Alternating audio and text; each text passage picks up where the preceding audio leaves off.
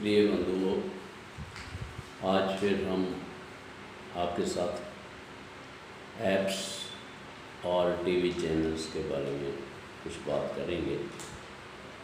जैसे आप सभी जानते हैं कि जब से ये ट्विटर, व्हाट्सएप, फेसबुक आया है तब से ही ये बहुत से झंझट खड़े हुए हैं। सुबह कोई भी उठता है, ट्विटर पे कुछ भी लिख देता है, कुछ भी ट्वीट कर देता है, चाहे सरकार के ख़िलाफ़ ही ज़्यादा कुछ लोग लिखते हैं, तो उसमें देश की भी बदनामी होती है। व्हाट्सएप पे भी कुछ ऐसे मैसेज डाले जाते हैं। व्हाट्सएप की वजह से ही पीछे शाहीन बाग हुआ, जो सारा सिस्टम चला, ये किसी से छुपा नहीं है। अब किसान मोर्चे की बात कर लें और बहुत सी ऐसी बातें हैं।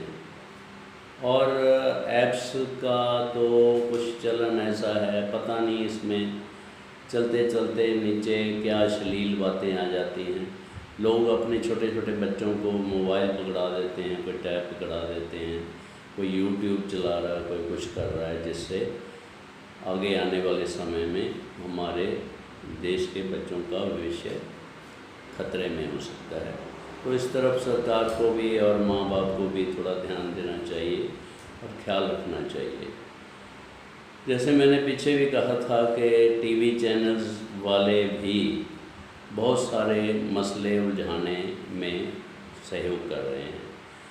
तो मैं अभी कल ही देख रहा था, जी न्यूज़ पे बहुत कम आजकल देखता हूँ, ताल ठोक के एक प्रोग्राम आता है, मिस्टर अमन टीवी एंकर हैं, वो उसका संचालन करते हैं। वैक्सीन के बारे में प्रधानमंत्री जी ने कुछ चंद रोज पहले पूरी तरह स्पष्ट कर दिया कैसे वैक्सीन लगनी है, कैसे क्या हुआ वो सारा।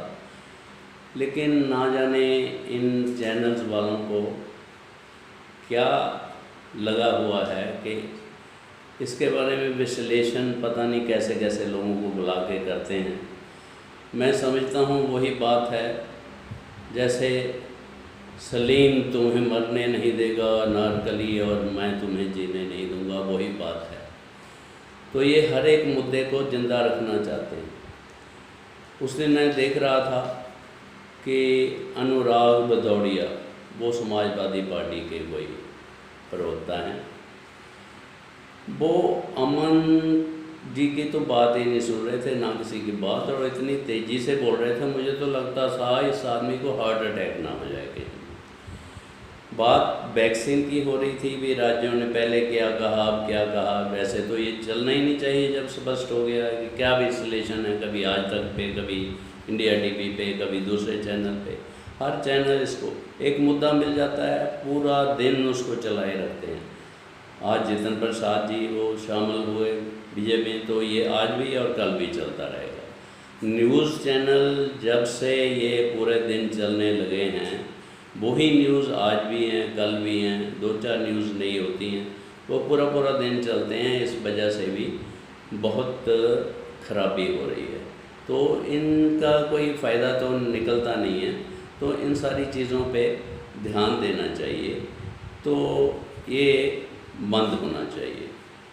देश को देश की तरह चलाना चाहिए। और कोई भी पॉलिटिकल पार्टीज़, वैसे पहले बात बार बार करने का कोई फ़ायदा तो होता नहीं, कि यहाँ पॉलिटिकल पार्टीज़ का मकसद ही है बस कि सरकार चाहे कुछ भी कर ले, उसको बदनाम करना है, उसके अगेंस्ट ही बोलना है। अभी इमीडिएटली तो कोई इलेक्शन का दौर नहीं आने वाला है। जब इलेक्शन होगा, हर एक मुद्दे पे हर एक को बिल्कुल स्वतंत्रता है, कुछ भी अपने विचार रख सकते हैं। लेकिन टीवी पे बैठ के गलत भाषा का प्रयोग करना, एक दूसरे की टांग खींचना, और देश के प्रधानमंत्री हों या कोई दूसरा मंत्री है उसके बारे में ये गलत भाषा का प्रयोग बिल्कुल अच्छा नहीं लगता। अब मुद्दे सारे वैक्सीन पे जब ख़त्म हो गए हैं तो फिर थोड़ी देर इंतज़ार करना चाहिए। अब देखिए पंजाब में कांग्रेस ने क्या किया, तो वैक्सीन जो थी बाज़ार में, मार्केट में दूसरे और, और राजस्थान में कितनी वैक्सीन बर्बाद हुई, क्या इसके बारे में कभी राहुल गांधी या उनके कोई प्रवक्ता आके उन्होंने स्पष्टीकरण दिया है? नहीं, इन बातों पे नहीं, बस उनको तो बस मोदी मोदी मोदी, दिन में मैं मोदी मोदी चिल्लाऊंगा कुर्ता फाड़ के वाली बात है, और कुछ भी होने वाला नहीं है। मोदी जी ऐसे एक संत आदमी हैं, ना तो उन्होंने किसी अपने परिवार के लिए कुछ करना, ना अपने लिए कुछ करना। जब तक करेंगे देश के लिए करेंगे, देश के बारे में सोचेंगे, ये मैं मानता हूँ।